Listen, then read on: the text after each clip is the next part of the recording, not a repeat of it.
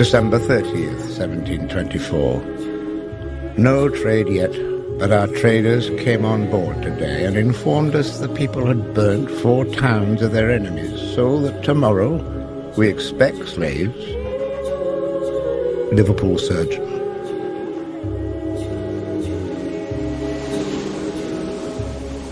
Received on this cargo 46 men, 34 women, 14 boys, 6 girls, and 147 chests of corn.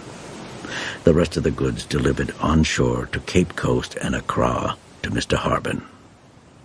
William Dexter, ship's captain. Ship captains were cautioned not to buy all their slaves from one place. Africans who knew each other, who spoke the same language, were more likely to conspire and rebel. There would be maybe 25 seamen and the ship's office.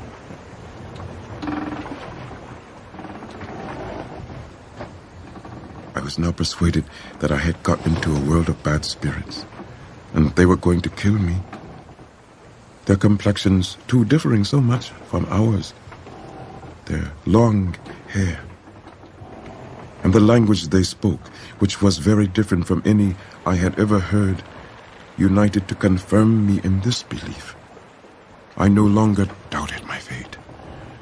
I asked if we were going to be eaten by those white men with horrible looks, red faces, and long hair. O lauda equiano. Captains call the voyage from West Africa to the New World the Middle Passage, the middle leg of a triangular course that began and ended in Europe. From English ports, ships sailed to Africa to trade goods for slaves.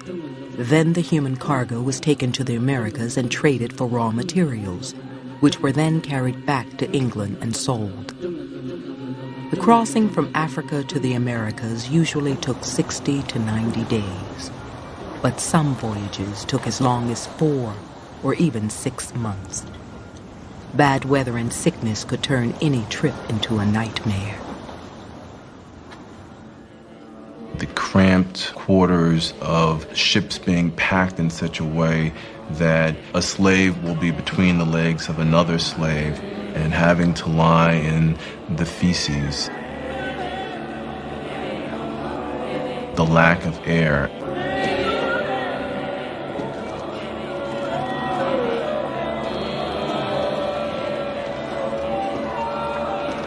The surgeon, upon going between decks in the morning to examine the situation of the slaves, frequently finds several dead, and sometimes a dead and living Negro fastened by their irons together.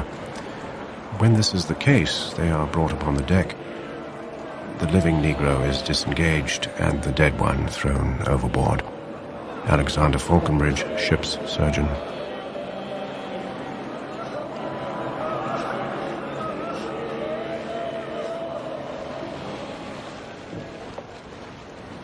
There are no doubt people who went mad. Inability to communicate, decisions having to be made, and this person is suffering as yourself. Does one help? Does one simply try to make it the best that one can alone?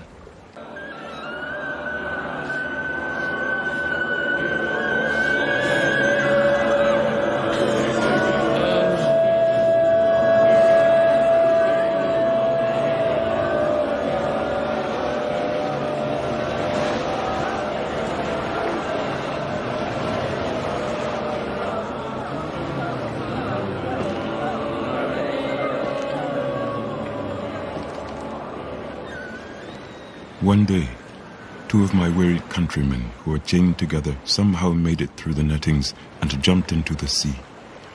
Immediately, another quite dejected fellow also followed their example, and I believe many more would have very soon done the same if they had not been prevented by the ship's crew, who were instantly alarmed. O lauda equiano. The idea, I think, was that the slave cannot be allowed to die by his own will and intention. He cannot be allowed to die voluntarily.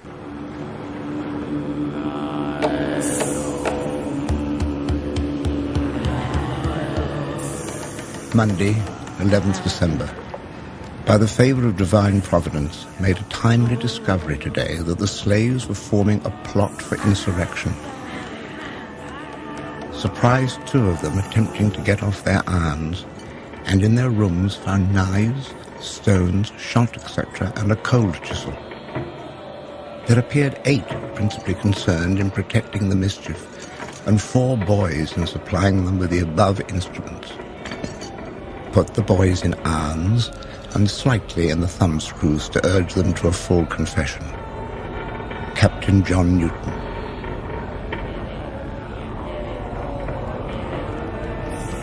We stood in arms, firing on the revolted slaves, of whom we killed some and wounded many. And many of the most mutinous leapt overboard and drowned themselves in the ocean with much resolution. James Barbow, English sailor, 1701.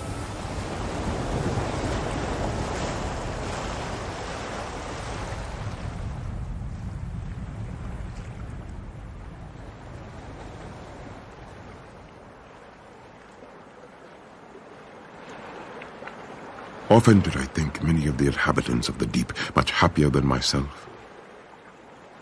Every circumstance I met with served only to render my state more painful, and heighten my apprehensions and my opinion of the cruelty of whites.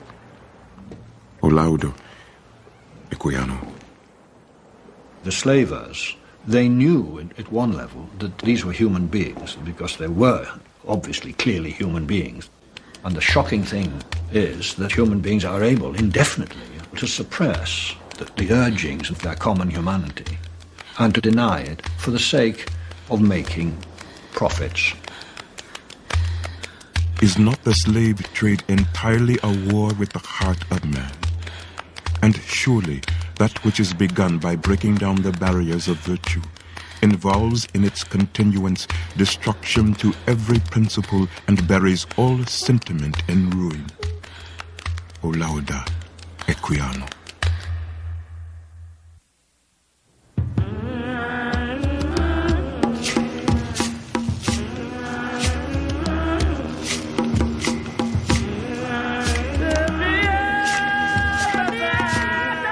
The Middle Passage ended for Equiano on the island of Barbados, one of the most profitable colonies